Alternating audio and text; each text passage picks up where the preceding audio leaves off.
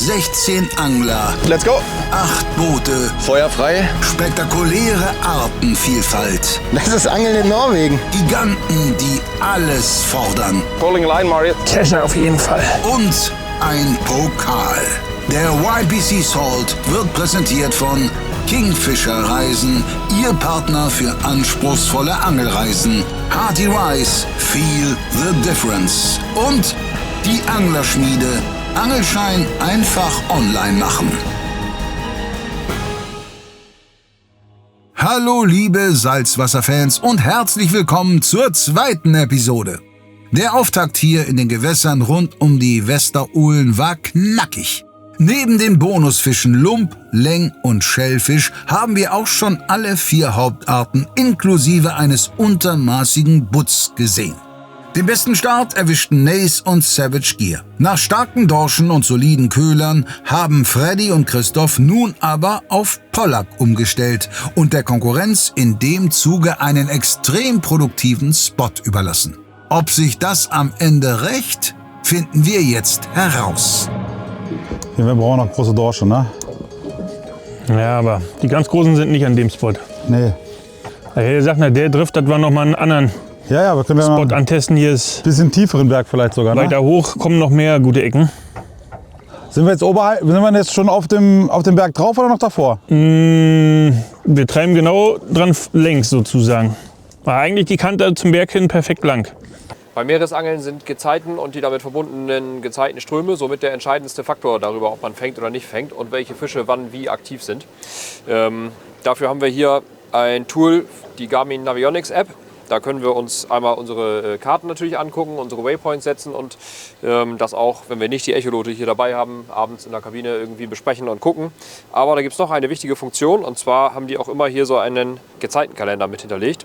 Da kann man hier relativ simpel sehen, auf welchem Momentum wir uns jetzt hier befinden. Wir sind also jetzt hier ganz kurz vor dem Peak vom Hochwasser.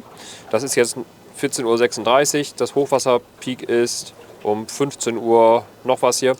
Das heißt, die Strömung steht fast still. Die Strömung ist immer dann stark, wenn das Wasser anfängt wieder abzulaufen oder anfängt wieder aufzulaufen. Und dann so die ersten 3 Stunden sind meistens die mit der stärksten Strömung. Und da ist es sehr wichtig, sich daran zu orientieren, dass man nicht vergebens, ich sag mal, an Plätzen angelt auf Fische, die zu der Zeit erfahrungsgemäß dann gar nicht so aktiv sind.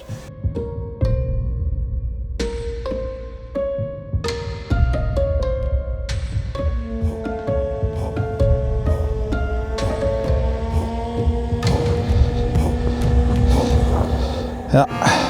Brauchen wir einen Kescher? Na, weiß ich noch nicht. Auf jeden Fall ist es erstmal ein Stampfer hier. Oh, ist das ein Seelachs? Nein, das ist kein Seelachs. Das ist ein Dorsch wieder. Oh, da geht sogar die Den habe ich Bremse. ganz unten wieder gesammelt. Da hat sich wieder hier den Gummi vom Grund gepflückt. Das ist geil. Yay! So. Auf jeden Fall konnten wir uns dafür verbessern. Wieder hier Heringchat in der Farbe Seelachs. Dorsch drauf und über 74 rüber, 75. Boah, ich habe noch hier ein bisschen Dorschkacke dran. Das Zeug, das riecht fürchterlich. Ich hatte eigentlich schon fast vergessen, wie das riecht. Schöner Dorsch. Kein Upgrade für uns, aber die machen schon Spaß hier an der 70 Gramm Route. Könnt ihr mal sehen, wie gut diese Haken hier funktionieren von BKK. Beide hängen in der Oberlippe. Ich weiß gar nicht, warum so viele mit einem Drilling am Ende fischen. Die scheint mir eine sehr gute Methode zu sein. Wenig Aussteiger und eine sehr gute Hakrate.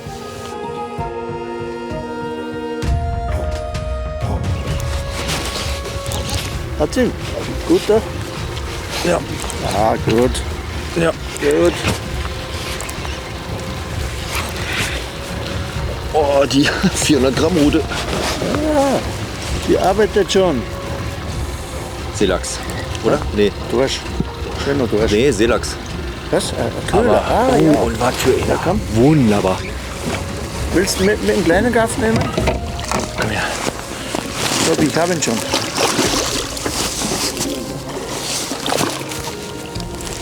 Komm.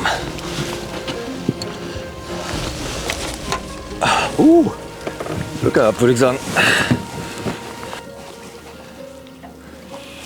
87.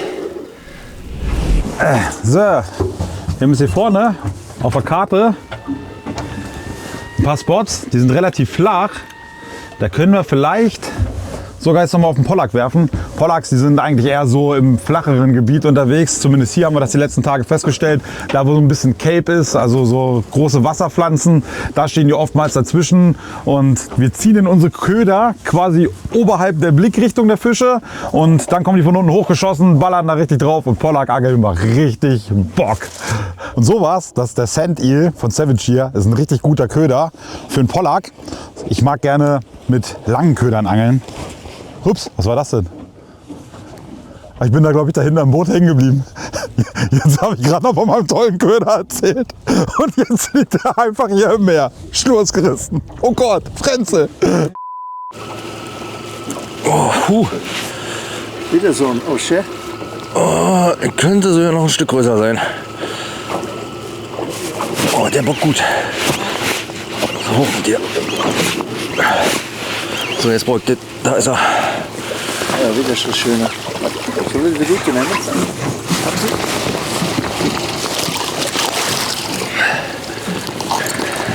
Yes. 78. Ja, wir haben den Seelachsschwarm scheinbar gefunden. Die ganz großen fehlen jetzt noch ein bisschen. Aber es ist zumindest ein Update oder Upgrade.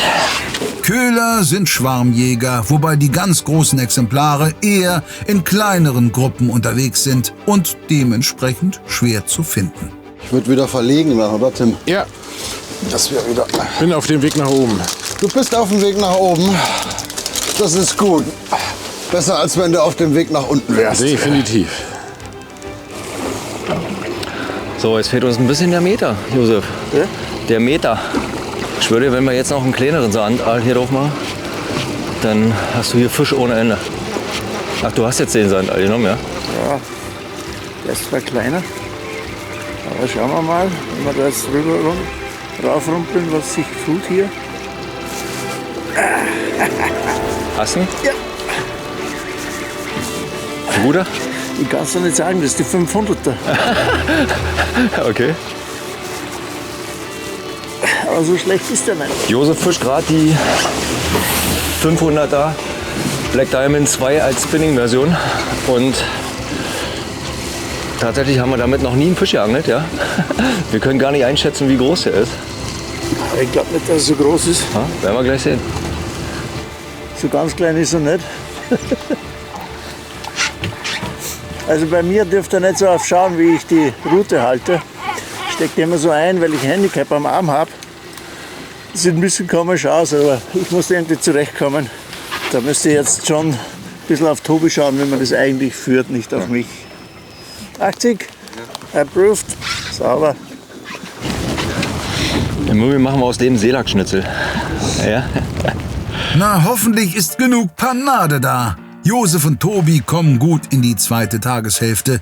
Team Diver mit dem anderen Tobi hat die zuvor angekündigte Bootsverlegung mittlerweile vollzogen. Dorsch? Ja. Aber auch ein guter, ne? Boah, abwarten. Nimm keine Schnur. Ich stehe hier, scheiße, mir tropft die ganze Zeit vom Dach, die Decken tropfen noch vom Schnee.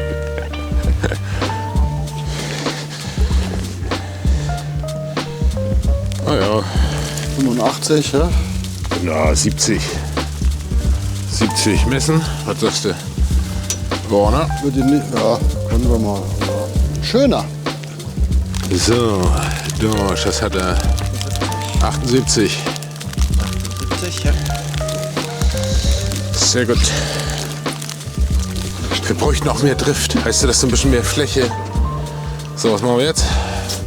In den Scheren waren doch noch so zwei hier direkt zur Platte, also Halbertstellen, wo sie gesagt haben. Ob wir da mal kurz ranfahren für eine halbe Stunde? 8 Meter. Das ist alles sehr flach. Da quält es mir gar nicht, Tobi. Nee, mir auch nicht. Wir müssen eher die Steilkante da drüben, die gefällt mir besser, weißt du? Welche? Da, was da auf 100 Meter runter geht. Wir treiben so rein, das heißt, wir könnten die Kante raufangeln. Weißt du, was ich meine? Da, wo der Bogen ist, da, genau hier. Nein, ja genau, hier. So hoch oder was? Ja, also wir treiben ja so rüber. Ja? Genau. Genau. Und wenn wir da bei 100 Meter beginnen, siehst du das? Hier oder was? Ja, genau, hier. Und dann den noch Berg die Steilkante hochdürfen. hoch. Ja? Na dann los. Das probieren wir. Darf ich dir was sagen, Christian? Na, Am ersten Spot, wo wir waren, ein bisschen weiter nördlich davon, da war es tief. Da kamen viele gute Fische. Da hatten wir die größeren Dorsche, da hatten wir die Seelachse. Bevor du nächsten- jetzt irgendwo suchst, den nächsten tiefen Berg hier nehmen wir noch. können wir machen. Aber dann würde ich tatsächlich vorschlagen, dass wir da vorne noch mal fischen. Eine trifft. Eine trifft. 3 Teams spielen mit dem Gedanken, den Angelplatz zu wechseln. Nace hatte das schon vor geraumer Zeit getan. Seitdem hört man aber kaum was. Großer Fisch? Nee. Okay, dann weg hier gleich. Aber da stehen ein paar ganz gute da unten. Ein kleiner Dorsch. Ja? Kleiner Dorsch. Die Frequenz stimmt. Nur will die richtige Fischart anscheinend nicht.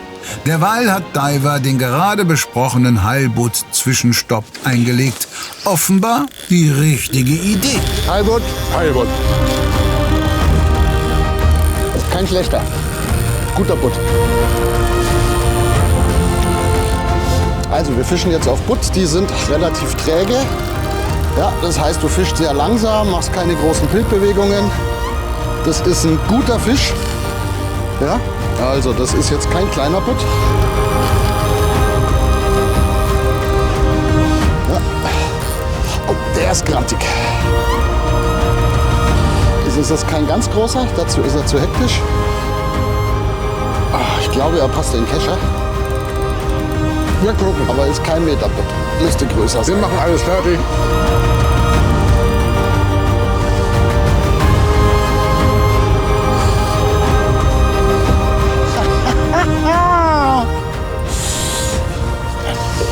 Aber der hat schon Gewicht und hat ganz schön gescheppert.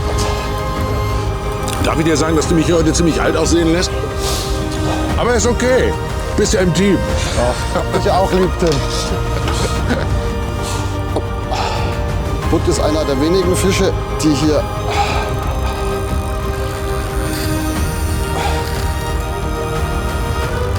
auch mal in die Bremse gehen.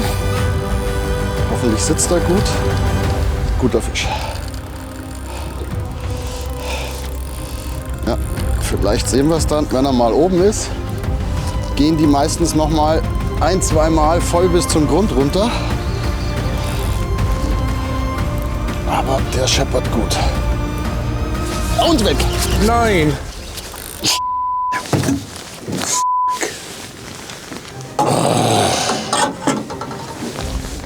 Das passiert selten beim Heilbutt, aber leider ist es uns jetzt im Wettkampf passiert.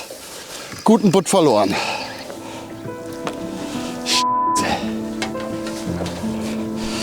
Hab ja schon ein paar gefangen, also 1,30 Meter bis 1,50 Meter Fisch war das jetzt. Die Stelle machen wir noch mal, oder? Ja, in dem Moment, wo wir unten Köderfische am Grund hatten, kam der Biss. In dem Moment, wo Köderfische am Grund waren. Das wäre Ja, richtig guter Fisch. ist egal. Abhaken, weitermachen. Bin ich ehrlich? Den hätte ich gern gesehen. Diver lässt wichtige Punkte liegen. Bei Savage Gear hat Christian sich Fabis Vorschlag mittlerweile gebeugt. Und? Wie läuft's am neuen Spot? Sehr gut. Sehr gut. Sehr, sehr gut. Das ist ein großer Fisch.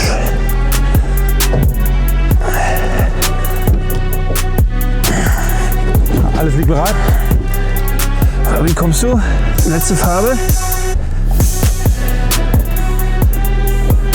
Das war's? Kescher ist da. Oh, alter Mann. Bitte zusammen, das ist scheiße sonst. Okay, gut. So, ab ist er nämlich. Ach Quatsch. Ja, Ja, beim Kescher. So, gut.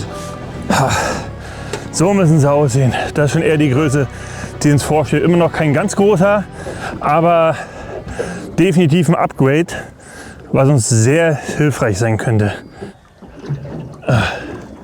94? Ja. Das sind die Dorsche, die wir haben müssen. Geil. Fabi hat einen Fisch? Ich hab Fisch, ja. Wir müssen uns das einfallen lassen. Ein großer? Einen großen, sehr großen. Wir müssen uns aber was einfallen lassen. Wenn halt einer unten ist, wegen Kescher, ob wir das zusammen machen oder ob das jeder einzeln machen möchte. Wir helfen uns immer gegenseitig. Das Okay. steht außer Frage. Ja, nee, ich meine nur, weil manchmal ist halt, weißt du, wenn du gerade unten bist und du hast den Fisch schon oben, dann müssen wir uns immer ein bisschen, wir müssen uns eingrooven. Es läuft ziemlich gut mit uns im Team. Bin ich total zufrieden. Auf jeden Fall auch ein Upgrade. Ah, nee, der ist nur das ist dick, kein der war nur Upgrade. dick. Der war nicht groß. Wollte ich hinten an? 78. 78, ne? Yay! So, Sweetie, komm! Yay! So, Christa, ich würde sagen, wir haben die großen Dorsche gefunden. Bessere auf jeden Fall. Auf jeden Fall, los. Dann machen wir es bis 3:30 und dann hauen wir aber ab. Wie spät ist hier? Viertel 4. 15:15 Uhr. Okay, Ja? bis 3:30, Viertelstunde noch. Ja, dann müssen wir noch Pollack fangen. Wir brauchen Zeit für Butt. Ich würde sagen, lass uns hier noch ein bisschen durchangeln mit größeren Ködern jetzt. Lass uns versuchen, ein bisschen zu upgraden. Dann müssen wir brauchen nämlich die übermorgen hier nicht mehr her. Dann können wir nur noch auf Pollack und Butt angeln. Ja, wir brauchen aber Zeit für Butt. Ja, deswegen sage ich ja. Lass uns hier noch eine Dreiviertelstunde angeln. Bis 4 Uhr, Dreiviertelstunde. Ja, wir fahren aber noch eine halbe Stunde. Ja, wir fahren. Dann machen wir eine halbe Stunde jetzt. Bis Viertel vor. Wir müssen uns jetzt hier durchangeln mit großen Ködern. Bis Viertel vor.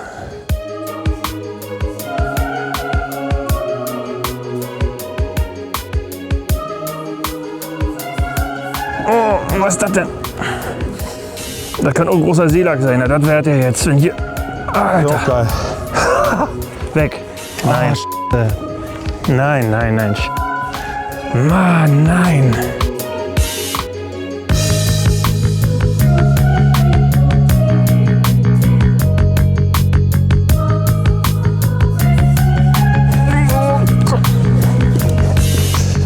Geil. Das ist der, den wir brauchen jetzt. Das ist ein guter Fisch. Kescher auf jeden Fall. Auf jeden Fall, geiler Typ. Ich bin da, alles gut, Kescher ist am Start. Ja. Jo, ist drin. Da ist der Upgrade. Auf jeden. So, die Drift noch angesetzt und dann hat es nicht lange gedauert. Da gab es den Einschlag auf den großen Big Hering Chat. Und Leute, der hängt nur am Stinger. Also der hat auch hier so eine kleinen Spikes dran. Und da kann man ihn schön im Gummi befestigen. Ist das 85? Ja, ist kein 85. Doch kein Upgrade. Schade. Aber trotzdem schöner Fisch. Da brauchen wir sich nicht ärgern, ne? Ja, bei der Menge an Fisch, da kommt man schon mal durcheinander. Ist doch ein Upgrade, auch wenn es nur 1 Zentimeter ist. Aber den nehmen wir erstmal. Wer weiß, vielleicht braucht man den irgendwann mal, ne? Eben! Savage Gear tut gut daran, den aktuellen Spot nicht vorschnell zu verlassen. Team Harty hat sich inzwischen einen Unterwasserberg hochgefischt und offenbar ein Kelbfeld erreicht. Hast du? Der ist aber gut. Und der ist auf der 70 Gramm. Geh mal in der Mitte. Nee, ich bleib jetzt hier. Jawohl, Josef. Wunderbar. Oh nee, Tangdorsch. Ein Dorsch. Aber ein schöner. Wollen wir kurz messen?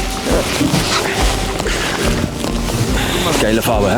Oder? Ja, das ist ein Tangdorsch. Super Färbung. Haben wir genau 70 oder was ist das? Nee, 69. Hä? 69. Ja, aber ich denke, das ist schon eine Verbesserung. Ja? Ja. Der war jetzt auf der 70 Gramm Spinnrute von der Norwegen-Serie. Macht natürlich Mordslane, so ein Fisch auf der leichten Route.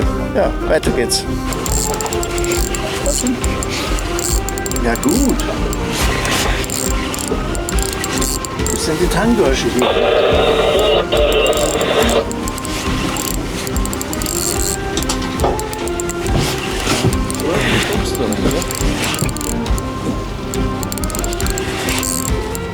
Das jetzt sollte jetzt den Krieg kommt vom Boden hoch.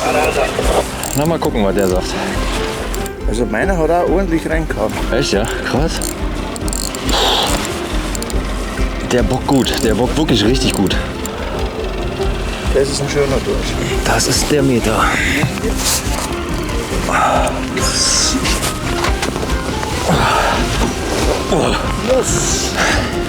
So, jetzt müssen wir mal kurz nach vorne. Oh, Gewicht hat er. Gewicht hat er. Na und? Ah, immer noch nicht. 89, jawohl.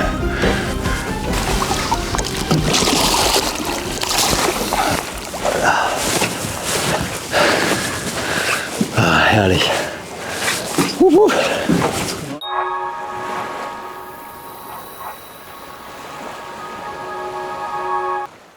Du bist jetzt auf den Geschmack gekommen und willst auch das erste Mal nach Norwegen fahren, dann ist Kingfisher Angelreisen der richtige Ansprechpartner für dich. Ja, richtig, richtig nice. Boah. In einer großen Auswahl an Anlagen haben sie wahrscheinlich das richtige Ziel für dich und natürlich noch dazu super sympathische Ansprechpartner, die dir dabei helfen. Und das Beste, sie buchen alles für dich. Anreise, Unterkunft, Boot. Du musst also nur noch hinfahren und deine Angel auswerfen und hoffentlich deinen Traumfisch fangen.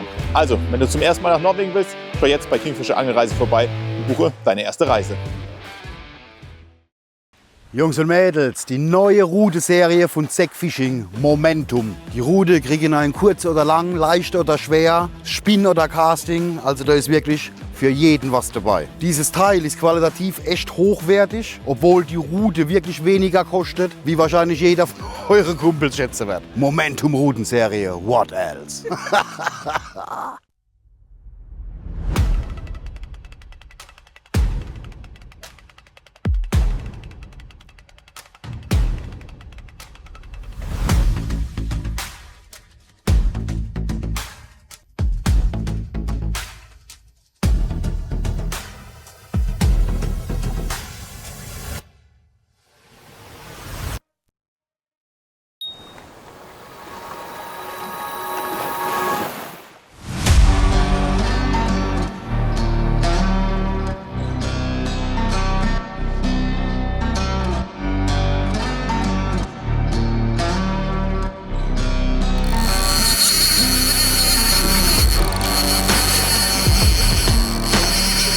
Ich glaube, ja.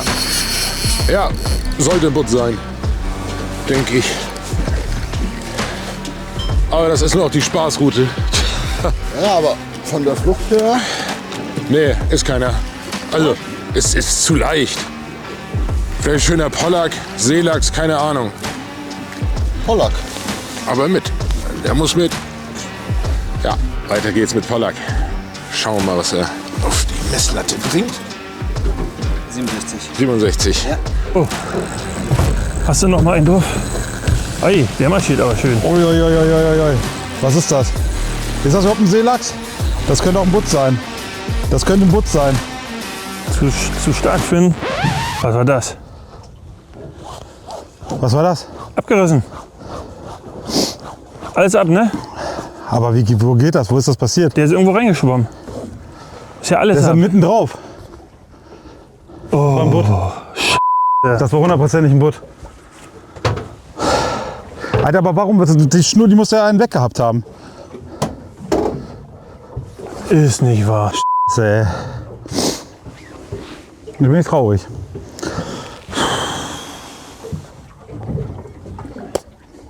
Boah, das muss man erstmal sacken lassen.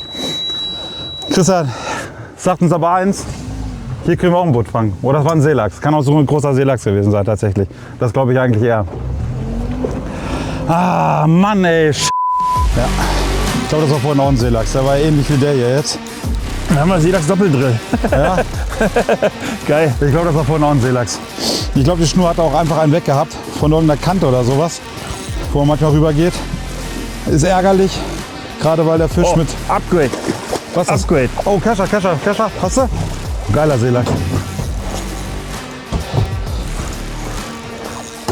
Jawohl. Oh, schöner. Geil. Ist meiner ein Upgrade? Nee, ich glaube nicht. Ich glaube, den müssen wir gar nicht messen, oder? Den brauchst du nicht messen. Schöner Fisch. Wie gierig können so eine Seelachse sein?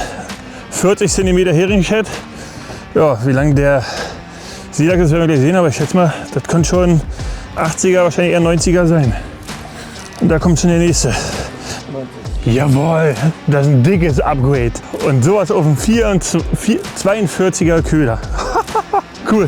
Ja, der kommt auch mit nach Hause. Der ist eh am Bluten und Seelachs schmeckt. Ich glaube, ich habe wieder ein Upgrade hier. Das ist ein ähnlicher Einstieg, ein ähnlicher Run wie eben gerade. Den Fisch, den ich verloren hatte.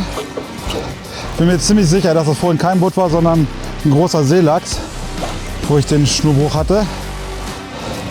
Der Fisch hat zumindest auf der ersten Fluch einiges gegeben. Upgrade, ne?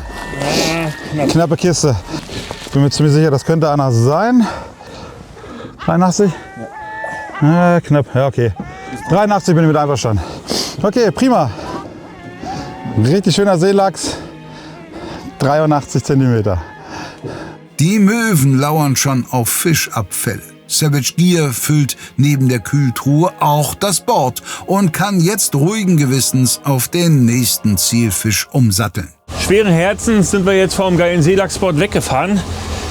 Ist halt Competition, wir müssen die Karte voll kriegen und sind jetzt auf den Pollackberg gewechselt, der im Training ganz gut geliefert hat. Mal gucken, ob sie heute auch noch da sind. Wie tief fischen wir jetzt? 25 ist hier gerade. Ja, Pollackangeln hat für mich immer ein bisschen was vom Zandangeln, zumindest was die Führung angeht. Auswerfen, durchsacken lassen. Und in der Regel mache ich dann eigentlich wirklich nur 1-2 Kurbelumdrehungen stehen lassen, 1-2 Kurbelumdrehungen stehen lassen. Ein bisschen flotter wie beim Faulenzen auf Zander, aber vom Prinzip ähnlich. Man kann natürlich auch noch ein bisschen jiggen, aber für mich hat sich eigentlich dieses einfach Kurbelumdrehung, Stopp als sehr effektiv erwiesen. Jo, und dann wollen wir mal gucken, ob wir sie so überzeugt kriegen, ne? So, einer angelt passiv und also in dem Fall bin ich das. Habe einfach einen großen Gummi unten, schleift den sozusagen mit und Josef angelt aktiv. Heißt Köder bis zum Grund und dann immer wieder in kurzen Schritten bis ans Boot ran und dann gucken wir mal, was passiert. Josef, wir nehmen die eine Rinne jetzt noch mit und dann fahren wir noch mal übers Grün, oder? Ja. Ja. Jetzt hat er. Jetzt.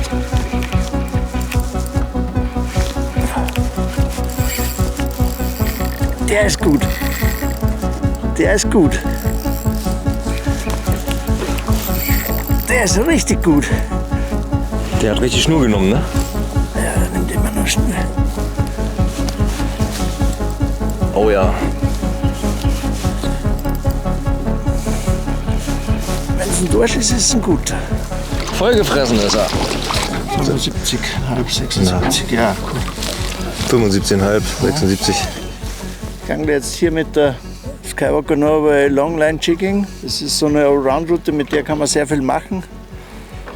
Die kann man werfen, die kann man vertikal fischen, die kann man mit normalen Stationärrolle fischen, die kann man auch mit einer kleinen Multi angeln von der Beringung her. Sie wirft sich sehr gut, also man kann jetzt bis zu 100 Gramm damit werfen, ohne Probleme, sehr gut werfen. Und man kann bis zu 200 Gramm, 220 Gramm vertikal angeln. Also mit dieser einen Route als leichte Route kann man sehr viel machen. Spricht jetzt gegen meinen Stand als Routenbauer, dass man mit nur einer Route sehr viel machen kann. Aber genau für das ist sie gemacht. Ja, jetzt ist aber die Geschwindigkeit ist jetzt auf jeden Fall. Oh, bis.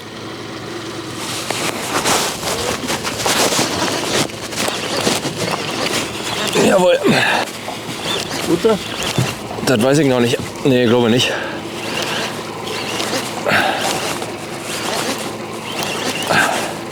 Nee. Lump. Jawohl. Bonuspunkt, Bonuspunkt. Ja, bleibst du da, ja. Ein Lumpi. Den gibt es im Übrigen zum Armbrot. Ja, ist eh egal. 15 Punkte sind's. Das ist übrigens der beste Fisch für Fischsuppe. Er hat ganz festes Fleisch. Die Angler, die hassen ihn, weil er hat eine ganz harte Haut und schlecht zu filetieren. Aber das, was dahinter ist, das ist perfekt.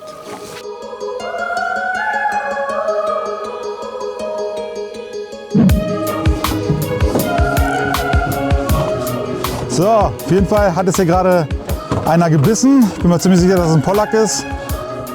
Vom Drillverhalten könnte das ganz gut passen.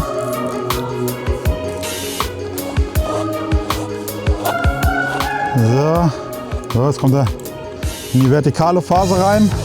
Das sind gute Kämpfer, gerade hier an dem leichten Gerät. So, Christian. Und So, das ist der jawohl, erste. das ist der erste Pollack. Ja, Mann, ja, Mann. So, das ist auf jeden Fall ziemlich geil, wenn man an seinen Spot glaubt, zu seiner Stelle Vertrauen hat. Wir haben jetzt ja nicht viele Würfe gemacht. So, der erste Pollack des Tages für uns ist rüber 57. Sind wir einverstanden? 57 cm. So sieht er aus. Die kommen in der ganzen Nordsee, im ganzen Atlantik vor. So, du darfst wieder zurück. Yay, Pollack!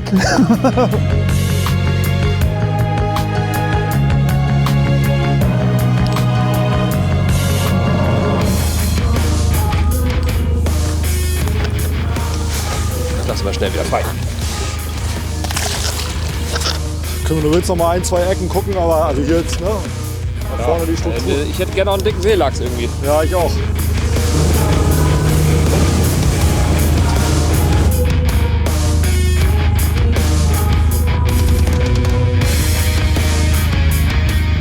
Der nächste durch. Was ein schöner. Schön, aber leider nicht groß genug.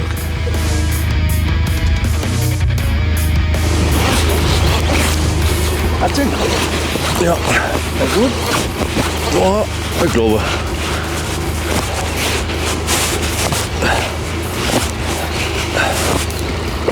Jawohl, komm.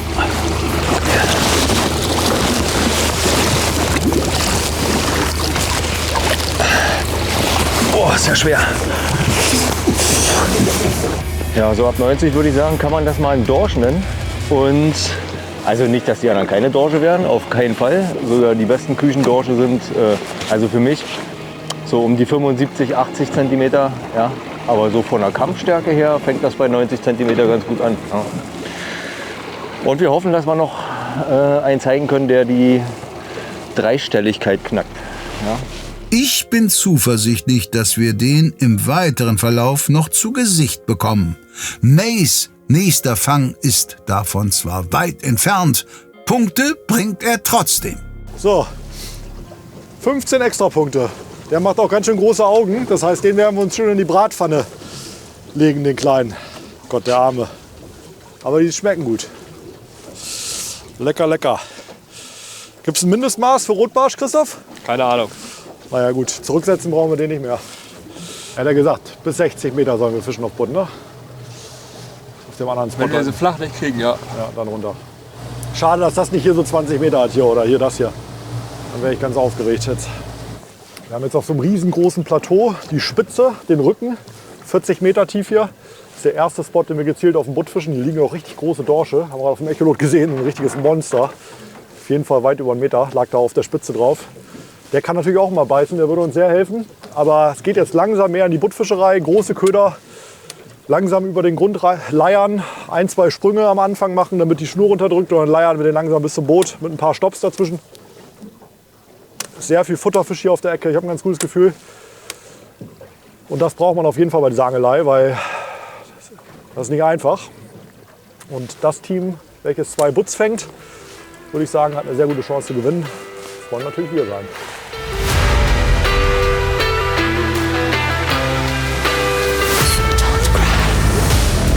Seelachs? Kannst du nicht sagen, ich denke. Oh, du hast auch Fisch. Seelachs. Der kommt jetzt auf jeden Fall mal in die Wertung. Ja, an der Größe können wir noch arbeiten, aber genau deswegen sind wir hier. 56. Sehr gut.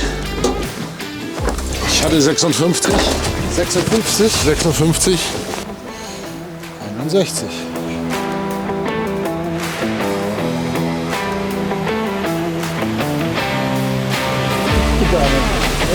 Ah, jetzt ist er da. Jetzt ist er da.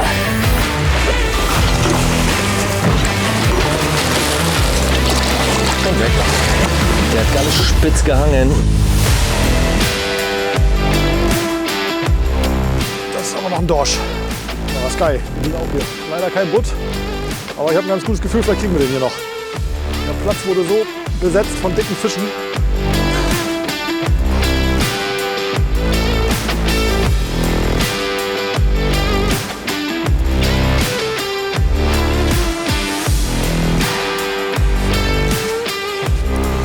Ich denke auch, das ist ein Dorsch, aber es könnte wieder ein guter Dorsch sein. Brauchst du das Netz? Das sehen wir gleich. Könnte sein. Macht einen guten Eindruck. Kommt immer drauf an, wie der gehakt ist. Das ist aber, glaube ich, keine Verbesserung. Was haben wir, Dorsch? 95 und 65, 68 irgendwie so, also dürfte es sein, denke ich. Ja gut, dann ist es eine Verbesserung.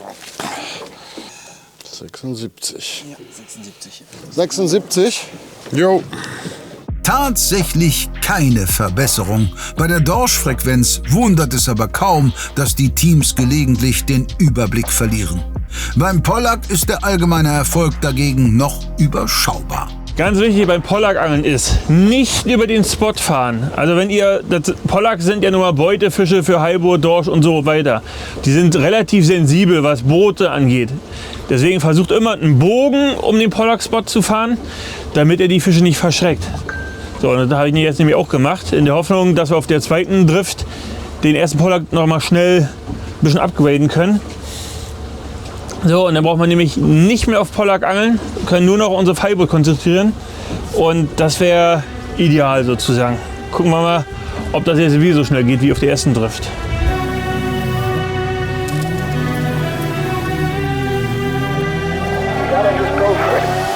Fisch. Ah!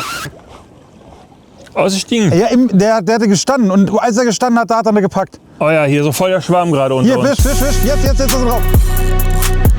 Fisch. Das ist auf jeden Fall ein Pollack. Das war ein geiler Biss. Oh, richtiger Knallbiss hier. Oh. Die ersten Fluchten, die sind immer richtig krass beim Pollack. Der ist besser, wa? Das ist auf jeden Fall besser, Pollack. Fuß hoch. Ja, mach ich. So eine leichte Route, die Pursuit von Penn. Günstiges Modell, kann man richtig gut mit angeln. Gerade für diese leichte Angelei. Perfekter Stock. So, jetzt komm raus hier. Oh, ein Brett. Das ist die Größe, die wir brauchen. Ja, verdammte Scheiße, ist das ein geiler Pollack. Ja, Mann, den wollten wir. Ja, Mann, ja. Oh, Entschuldigung. So, nimm ihn. Ja. Boah. Alter, damit mit so einer Kanone hätte ich niemals gerechnet. Ja, Mann, was für ein geiler Fisch. So, jetzt muss ich mich erstmal sammeln hier kurz. Also einmal kurz den Köder rausmachen. So, das könnte auf jeden Fall mein PB sein. Der hat hier den Savage hier Sand Eel ein bisschen Maß genommen. Der hat ein bisschen gelitten. Das ist ein richtig toller Fisch. So, ich lege den mal hier auf eine Latte. Na, ist nicht ganz mein PB, aber ist schon ein richtig guter Fisch. Gerade für die Competition. Pollack 83 Zentimeter. Boah, ich bin total happy. Geil. So, den nehmen wir auf jeden Fall mit. Ein richtig schöner Speisefisch. Toller Pollack. Ja, der Unterschied zwischen Seelachs und Pollack, das kann man jetzt erkennen. Der ist ja viel dunkler, hat auch ein unterständiges Maul. Und ja, der lebt auch komplett anders. Ne? Also im flachen Wasser, hier auf Kelbwiesen, kleinen, langen Köder. Das fand der Kumpel richtig gut.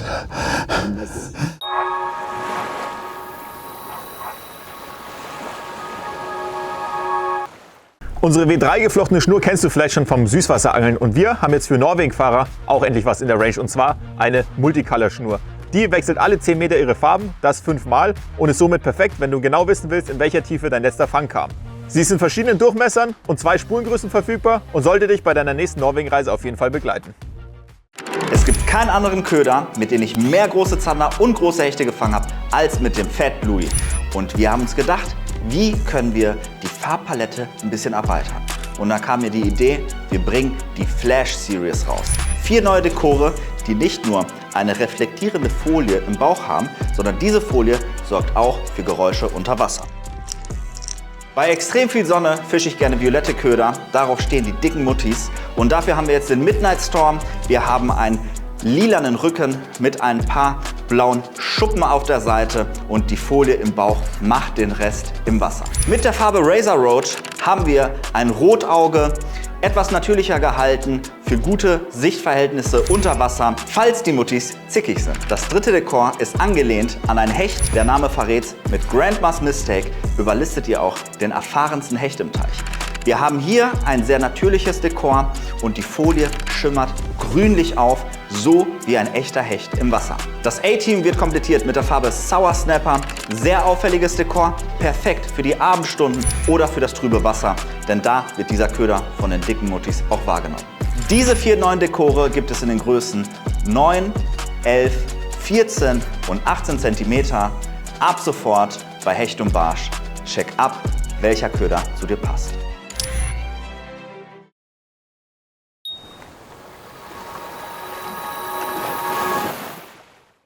Ich würde mal gerne wissen, ob die anderen Teams schon einen Butt gefangen haben.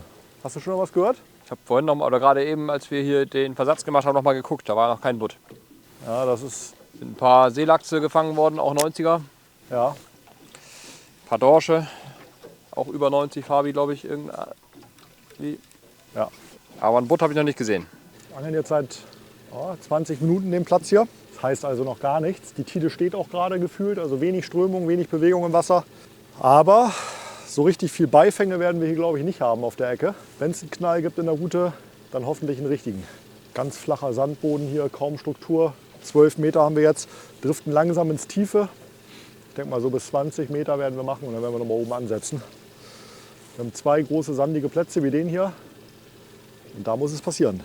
Wenigstens einen würden wir heute ganz gerne fangen, damit wir morgen oder beim nächsten Tag nicht nur Butt angeln müssen mit euch. Klingt nach nem Plan. Mit seiner Beifangprognose lag Freddy aber offenbar daneben. Alter, das habe ich gesehen. Wolltest nicht anschlagen, ne? So, jetzt. Die nuckeln da ganz lange dran rum, bevor die wirklich fangbar sind. Ja, 60 Gramm Spieß.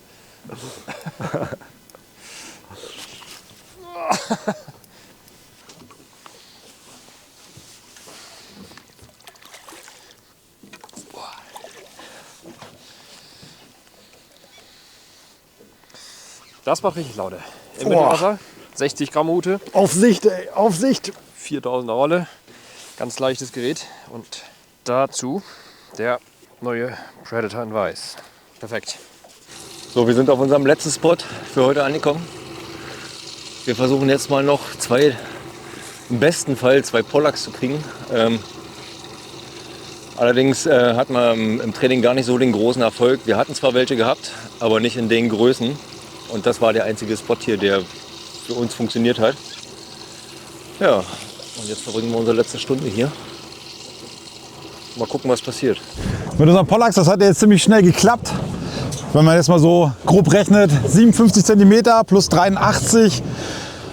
Ja, da müssen die anderen schon einen 70er Pollack gebracht haben. Das haben sie nicht. Also sind wir damit jetzt erstmal zufrieden. Wir brechen jetzt hier ab und fahren jetzt zum Butt.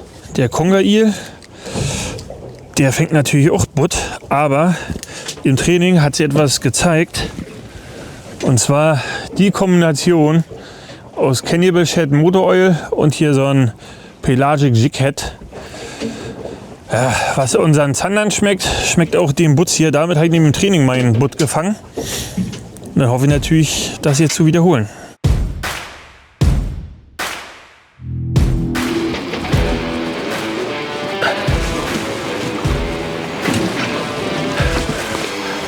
Machen wir lang? Ne, wird nix. Die Bremse? Der geht. Schön. Der ist beim Einkurbeln gekommen. Einfach normal gekurbelt. Na, ein bisschen schneller als normal. Der ist besser. Oh ja, schöner. Kescher? Ja, hier unten gibt's Heringe, würde ich sagen. Das ist ein schöner Köder, Tim. Super, danke schön. Petri, dank.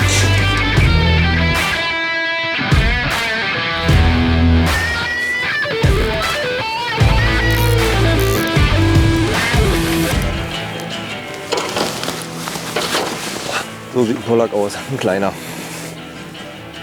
57.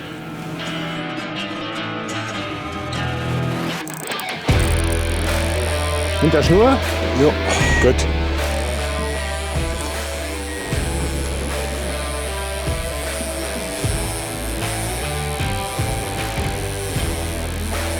Was ein schönes Geräusch. Du, jetzt machst du dann Stopp. Ich habe nur noch 100 Meter.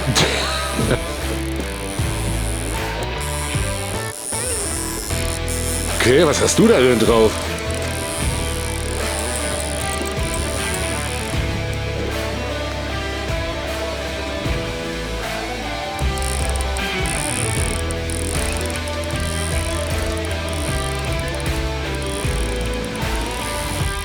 Krieg den nicht hoch.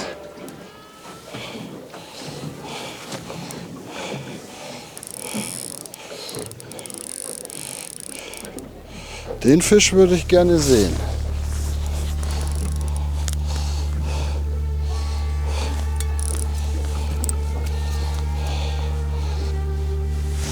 Also ich habe noch keine 3 Meter hochgekurbelt, gell? Ja, was soll ich sagen? Streng dich an. Wenn der nicht in der Schwanzwurzel hängt. Da ist er. Ja, ich glaube, jetzt haben wir sie gefunden. Okay, jetzt weiß ich, was du meinst. Machen ja so Spaß, die weichen Routen, gell? Ja. Hast fast keine Aussteiger, geilen Drill.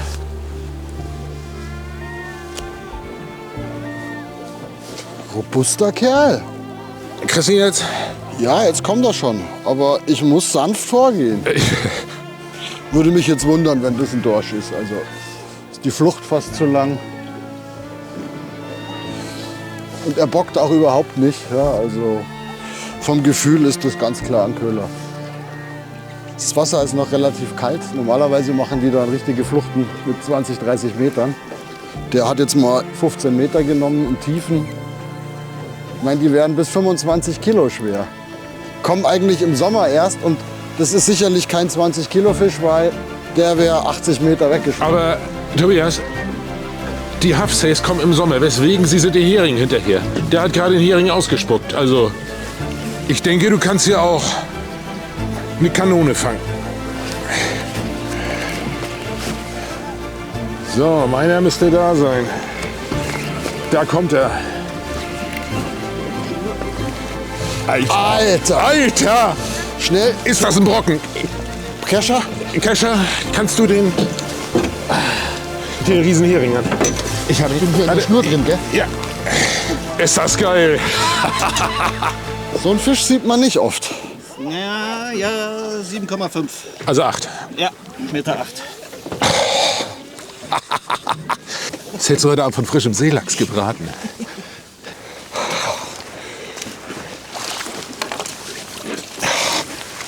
Alter, ist das geil! Petri! Mega! Ich weiß nicht, ob der größer ist als meine, aber ist auch scheißegal. Ich glaub's nicht. Deiner sah größer aus, Ja. finde ich jetzt. Bist du dran? Ich bin dran. 99. 99. Was für ein Doppelschlag. Diver übernimmt die Führung und legt die nächsten künftigen Filets auf Eis. An dieser Stelle noch eine nützliche Info. Sofern der Fang über einen registrierten touristischen Fischereibetrieb erfolgt ist, dürfen Urlauber bei der Rückreise bis zu 15 Kilogramm Fisch mitführen. Also Köhler haben wir abgehakt, haben jetzt 2 Bombenköhler für die Jahreszeit gefangen. Meter, also 99 Zentimeter und 1,8 Meter ist natürlich perfekt. Ja, besser kann es nicht laufen. Macht den Verlust von vorher wieder etwas wett mit dem Butt. Und jetzt ist der Plan, große Dorsche. Wir haben einen Dorsch mit 95 Zentimeter. Da wollen wir jetzt natürlich drüber rausgehen, dass wir uns dann am zweiten Wettkampftag voll auf die Butte konzentrieren können. Jetzt kommt auch schwereres Gerät zum Einsatz. Jetzt fischen wir Multirolle und Inline-Route, weil wir jetzt relativ tief fischen mit Ködern, die 300, 350 Gramm wiegen. Und da ist es mit dem Spinngerät kein Spaß mehr. Deswegen kommt jetzt hier Multirolle mit einem Line-Counter, dass wir immer wissen, wie weit wir über dem Boden sind. Ja, wir kurbeln jetzt vom Grund immer 10 Meter hoch und lassen wieder fallen. Ja, und dann schauen wir mal, ob wir hier eine gute Dorschstelle erwischt haben. So, wir fangen jetzt hier bei 90 an und treiben dann runter. Hier ist auch unten Anzeige. Oh weia, Christoph und ich verbrennen hier richtig Zeit auf dem großen Plateau. Ja, ist halt Heilbootangeln, das ist ein ganz selektives Fischen. Aber eigentlich können wir uns das nicht erlauben, so viel Zeit hier zu verlieren, Christoph. Ja, fühlt sich nicht so gut an. Ja, das nennt sich Schillangeln auf Butt. Spaß beiseite. Wir machen jetzt immer verschiedene Driften, Stück für Stück, in diesem sehr sandigen Gebiet. Durch die Drift ziehen wir die Köder im Grunde einfach nur langsam hin und her. Und die Führung auf Butt, die sich für mich als sehr gut dargestellt hat, ist runterlassen. Dann mache ich 2 Kurbelumdrehungen. Ist bei der Rolle hier, das ist eine Penn Slammer, ungefähr 1 Meter, die ich mit einmal Kurbelumdrehung sozusagen einhole. Und dann weiß ich, wenn ich 2 Umdrehungen mache, ist der Köder 2 Meter über dem Grund. So, und danach hole ich immer nur noch mal 1 Meter hoch. Dann halte ich ihn, noch mal 1 Meter, halte ihn und dann lasse ich wieder runter. So, also Butts mögen eigentlich dieses aggressive Pilken und Jicken nicht so. Die wollen lieber schön eine etwas ruhigere Führung. Und damit kriegt man sie dann ganz gut. Hoffe ich heute.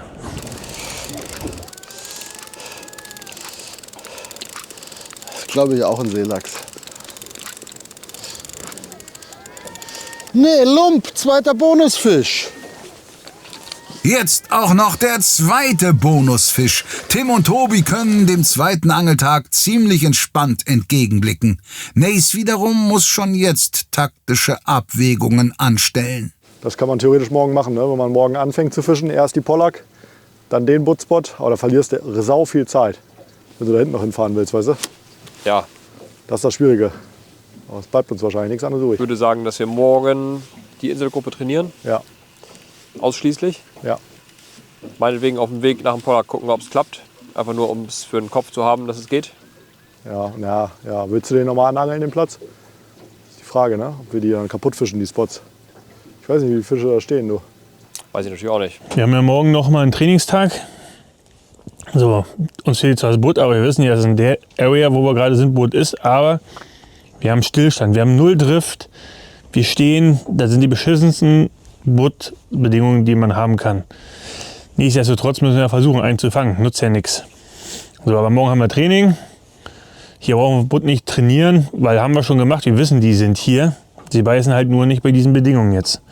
So, und deswegen, wenn wir morgen Spaßangeln machen, werden wir mal rausfahren, gucken, ob wir da die ganz dicken Dorsche vielleicht noch gestellt kriegen, weil da haben wir gutes Upgrade-Potenzial und also wenn man eine Stelle findet mit so Meter 10, Meter 20 Dorschen, da kann dann noch mal was wegmachen, ne? So, schauen wir einfach mal. Ähnlich wie die Jungs von Nace ist auch Christian gedanklich schon beim nächsten Tag. Dabei bleiben hier doch noch ein paar Minuten. 4 Minuten haben wir noch. Einmal runter geht noch. Wir sind ja nicht zum Spaß hier.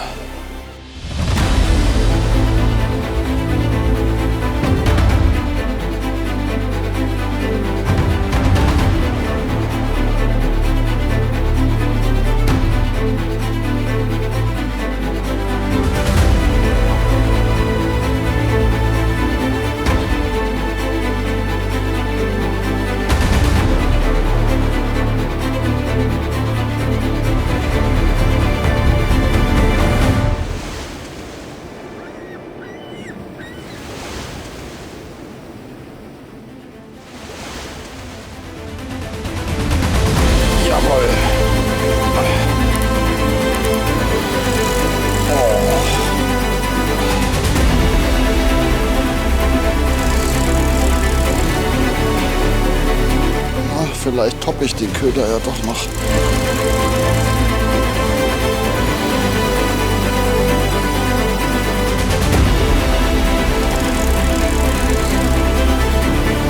Das ist ein Heilbutt, glaube ich. Ja, wenn ich die Bremse ein bisschen mit dem Finger drauf gehe, geht nur noch die Rute runter.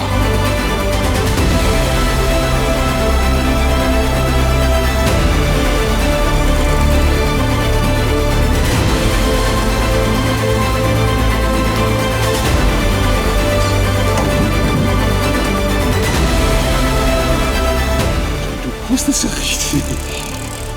Ich habe den Fisch noch keine 10 Meter vom Grundbett.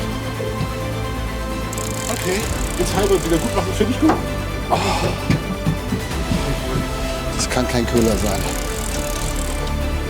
Also ich vermute, wir haben jetzt einen großen Halbut drauf. Und zwar richtig großen.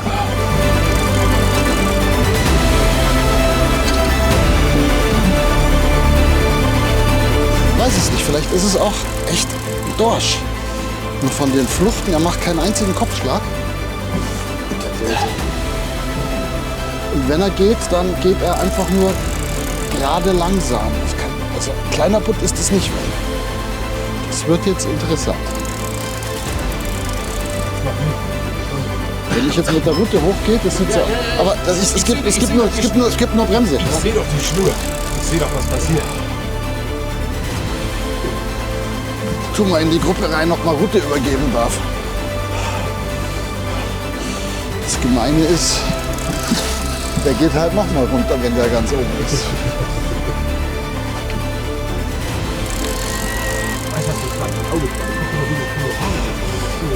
Oh ja, ich frage gleich nach einer Rückenmassage.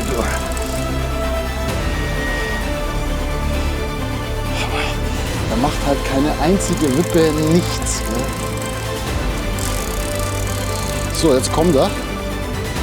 Kein Halbut. Doch. Ne, ist ein Riesendorsch.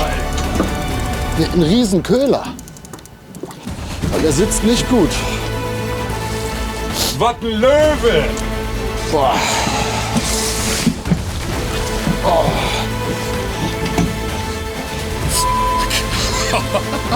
Warte, ich mach vorne. Vorne ist dran. 1,26. 1,26 auf den Kopf.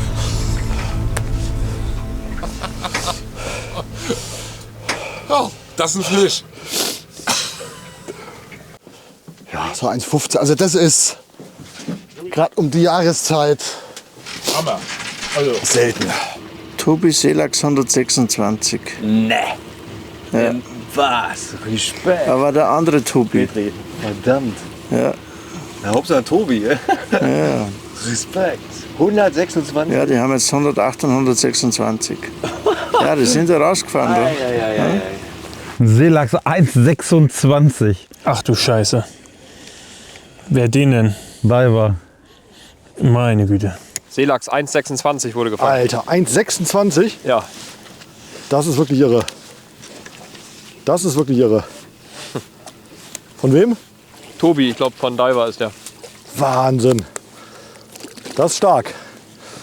Das ist stark. Oh, 1,26 ist ja geisteskrank. Aber gut. Auch der bringt dir nichts ohne 2 Butt. Du brauchst 2 Butt. Ganz einfach. Wo auch immer wir die herkriegen, das müssen wir uns morgen echt gut überlegen. Damit sollten nun auch alle ohne Nordatlantik-Erfahrung Bescheid wissen. Das war ein echter Ausnahmefisch. Diver holt also klar den Tagessieg. Ein Team könnte sich auf den letzten Meter aber zumindest noch ein Stück weit verbessern. Ja. Ich weiß nicht, was ist, aber es ist Fisch. Und ich hoffe, es ist ein Pollack.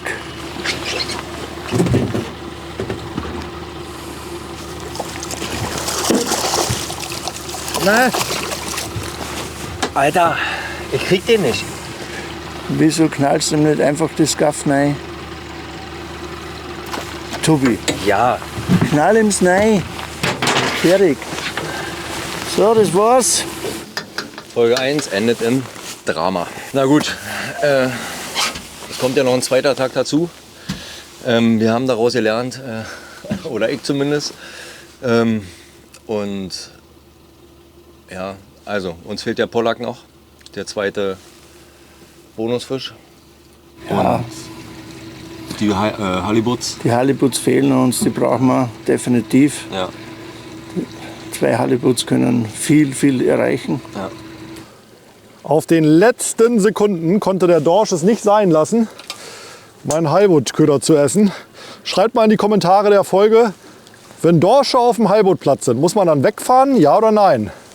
Wir wissen es nämlich nicht. Deswegen haben wir hier heute extrem viele Dorsche auf glattestem Sandboden gefangen. Was die da gemacht haben, keine Ahnung.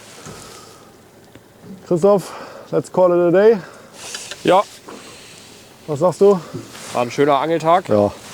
Ergebnis nicht so, wie wir es uns vorgestellt haben, aber mega Spaß gemacht und noch sind wir nicht raus. Absolut nicht. Einen Tag haben wir noch. Die Fische, die wir gefangen haben, haben wir in Größen gefangen, die man am Ende noch verwerten könnte oder gebrauchen kann. Und wenn jetzt noch 2 Butt dazukommen und 2 Pollack, dann haben wir noch eine Chance, würde ich sagen. Erster Wettkampftag zu Ende. Ich bin stolz auf dich. Ja, ich auch auf dich. War ein traumhafter Tag. Ja, nicht nur vom Wetter, sondern auch von den Fängen. Also besser hätte die Strategie fast nicht aufgehen können. Gell? Wir haben uns heute vorgenommen, Pollack, Köhler. Haben da die Karte eigentlich voll gemacht. Naja, Pollack lief ganz gut an eigentlich. Köhler war dann recht zäh. Dann kam ein paar Dorsche. Und am Ende haben wir dann nochmal richtig die Köhler gefunden.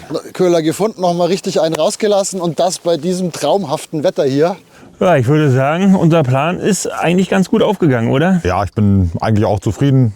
Hat auch ganz gut geklappt mit uns beiden heute hier. Haben ganz gut uns ergänzt. Mit dem Keschern haben wir es zum Schluss auch noch hingekriegt. Ne? Einmal hat es noch ein bisschen gehakt, aber ansonsten ist halt so, wenn man das erste Mal zusammen angelt. Aber ich denke, wir haben eigentlich so das Beste aus unseren Möglichkeiten gemacht. Ne? Wir haben schöne Fische gefangen. Ja. Der Butt ist jetzt noch die Aufgabe für den letzten Tag. Und dann wollen wir mal gucken, wie es dann läuft. Hat Bock gemacht, Mann. Ja. Geiler Angeltag. Super Frequenz. Schöne große Dorsche, viele große Dorsche. Seelachse waren ein bisschen klein, aber ja, hat großen Spaß gemacht. Vielen Dank fürs Zuschauen. Wir sehen uns in der nächsten Folge. Bis zum nächsten Tag. Tschüss. Hat riesig Spaß gemacht. Super, Tim. Also, wir freuen uns. Morgen. Weiter geht's. Ja. Also bis zur nächsten Folge und ja, bis bald. Macht's gut. Ciao. Das war der erste Angeltag in Gruppe A und weiß Gott kein schlechter. Nace und Hearty Rice haben an Tag 2 sicherlich eine schwierige Aufgabe vor der Brust. Savage Gear und Diver dagegen können theoretisch ab Minute 1 alles auf Heilbutt setzen. Klar ist aber auch, selbst volle 8 Stunden Angelzeit sind keine Garantie dafür, eine solche Riesenplatte auch wirklich ans Band zu bekommen. Zunächst zeigen wir euch aber den ersten Angeltag in Gruppe B mit den Teams von Westin, Okuma, Catch with Care und dem B1 Boots Center. Nächsten Sonntag um 18 Uhr. Und falls ihr spätestens nach dieser Folge Lust habt, selbst mal den hohen Norden zu erkunden, schaut mal im Hecht und Barsch Online-Shop vorbei. Wir haben unser Salzwassersortiment deutlich erweitert. Ciao!